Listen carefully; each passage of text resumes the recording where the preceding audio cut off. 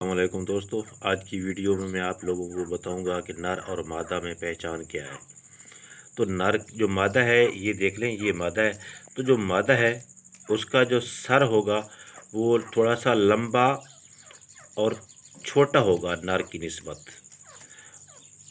اس کی بدولت اگر آپ نر دیکھیں تو نر کا سر جو ہے تھوڑا سا موٹا بھی ہوتا ہے اور درمیان میں اوپر اٹھا ہوا ہوتا ہے اور تھوڑا سا مادہ سے بڑا ہوتا ہے، مطلب بھاری ہوتا ہے۔